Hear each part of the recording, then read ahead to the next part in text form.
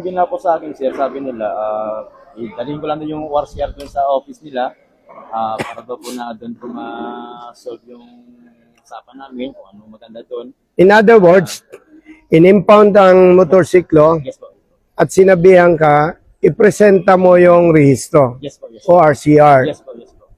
Noong in-impound ang motorsiklo mo, nagbigay ng impounding receipt. Hindi po, sir. Verbal lang. Opo. Isang rider ang hinuli ng HPG o ng Highway Patrol Group dahil nakakalimutan niyang dalhin ang ORCR ng kanyang minamanehong motorsiklo.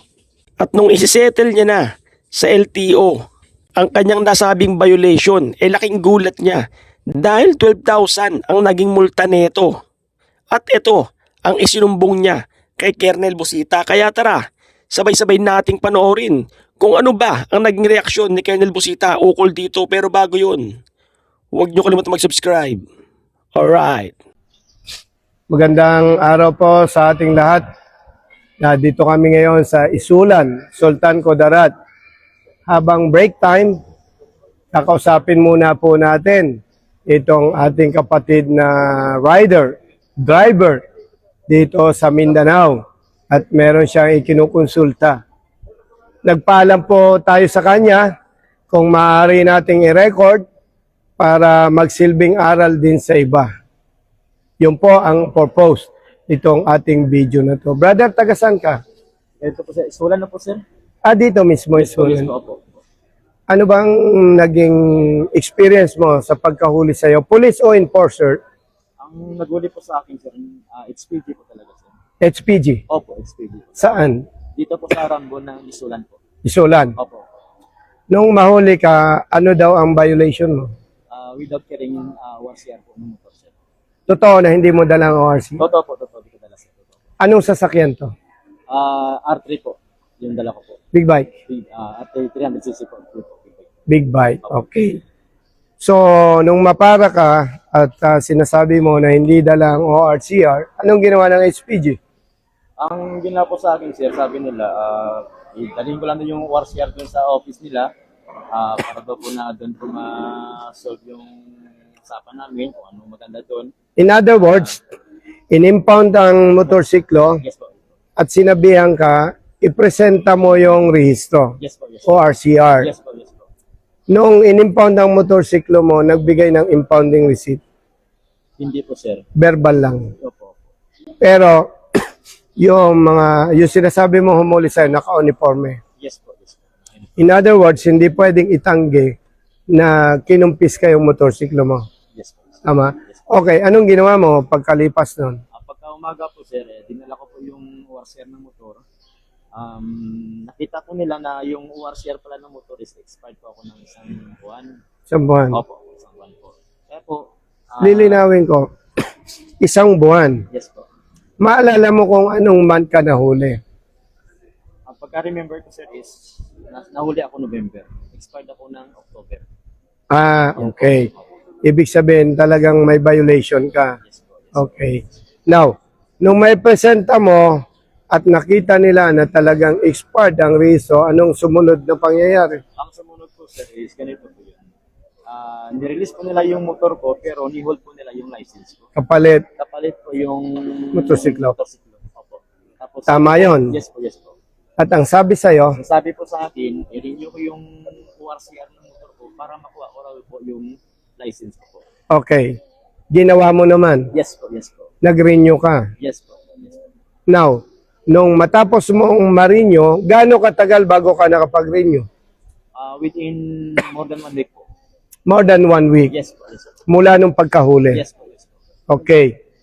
Nung ma-renew mo, ang reason ng motorsiklo mo, anong ginawa mo? Binalikan ko po sila, sir.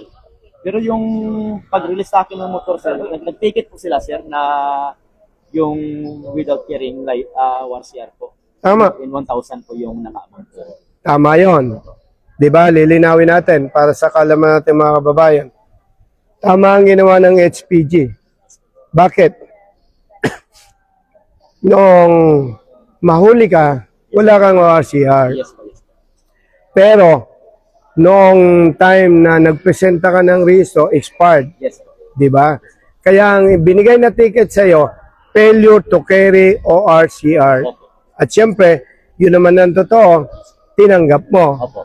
At inilabas, nirelease ang motorsiklo with the advice na ayusin mo ang rehistro. Opo. Sinunod mo. Yes po. Yes, At base sa'yo, more than 1 week. yes po. Okay. Nung maayos mo ng rehistro, bumalik ka sa HPG. Dahil inaasahan mo na mababawi mo ng lisensya. Opo. Pagpunta mo, ano sabi?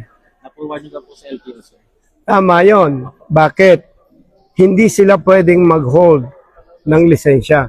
Dapat within 24 hours matransfer nila or ma-forward sa LTO ang lisensya mo. Yes po. So, doon sa parte na yon, wala pa tayo nagihitang mali. Now, dahil sa inyong pag-uusap, pumunta ka ng LTO. Yes po. Anong nangyari? Nangyari po doon, sir, yung i-claim ko yung license ko po. Nagulat po ako, sir, sa babayarin ko. Kasi, ang babayarin ko po sa 12,000 po. Tapos, nagulat. Siyempre ako nagulat. Bakit 12,000? Tapos, nakalagay pa doon sa papel na with reckless driving daw po ako, sir. Ganito, papaliwanag ko sa'yo. Yes po. Ang tiniget sa'yo, failure to carry ORCR. Yes po. Totoo naman, di ba? Yes po, yes po. Kasi hindi alam ng hindi alam ng HPG kung expired o hindi. Ang alam lamang niya may rehistro 'yon. Yes. Okay.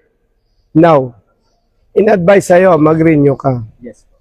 Pagpunta mo ng LTO, pinagmumulta ka ng 12,000 pesos. Tama? Yes po. Yes po. Kasi, nung oras na ikaw ay nahuli Apo. ng HPG, hindi rehistrado ang iyong motorsiklo. Apo.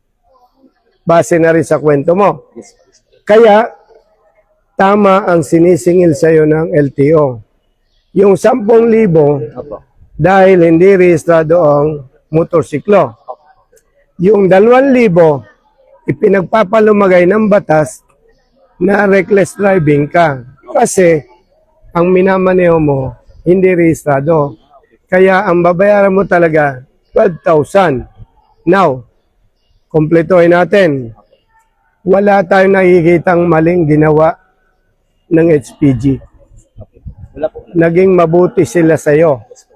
Yung tanong mo na bakit failure to carry na dapat 1,000 lang, pero naging 12,000. Yes po. Yun. Brother, kung hindi expired ang rehistro ng motorsiklo mo, ang babayaran mo, 1,000 pesos only. So, ang problema mo ngayon, dahil malaking halaga at naguguluhan ka, hindi mo pa nabayaran ang multa. Yes po. Payong kapatid, maging aral sa'yo, bayaran mong multa, at sa susunod, iwasan mo ng magmaneho ng expired. Makalimutan po sa sir. Hindi bale, maaalala mo na rin yan sa mga susunod na panahon. At least malaking advice po, sir. So, malinaw sa'yo. Yes po, sir. Yes po. Kanina, nag-umpisa ka pa lang, nakikita ko na ang dulo. Kaya nag-request ako sa'yo, maibidyo para maging aral din sa iba at huwag makaranas ng kapareho na sa'yo. Yes po. Yes po. Ganito kapatid, pag mali ang huli, kahit malaki ang multa, tumutulong kami. At kami ang nagsasampa ng kaso sa pulis o enforcer. Pero dahil wala kaming nakitang mali, wala kaming may tutulong sa'yo. Okay lang po, sir. At least, sir, alam ko po kung ano yung rules ng batas. Malinaw na sa'yo. Yes po, sir. At least galing po talaga sa'yo, sir. Yung rules na binigay mo, maganda po talaga. Walang mali sa parte ng HPG. Walang mali sa parte ng LTO. Yung sa akin lang po, sir, is na-shock lang po talaga ako pag tumaas. Kasi hindi naman na po ako sanay sa mga batas na ganun po talaga. So malinaw na sa'yo. Yes po, sir. Salamat. Thank you po At talaga. makikinabang ang mga kababayan natin doon sa naranasan mo dahil magiging lesson ito sa kanila. Yes po. Okay. Thank Kailangan you. talaga magmotor na kompleto. Ayos. Thank you talaga, sir. May pamilya. Yes po. Laging mag-helmet. Yes po. At huwag magpatakbo na sobrang bilis. May anak. Yes po. Kasi kapag ang rider, especially yung tatay na katulad mo, pag yung katulad mo, walang helmet, mabilis magpatakbo, nadisgrasya, miserable ang buhay ng pamilya. Okay, salamat. Thank you talaga. Maraming salamat po talaga. Ayan.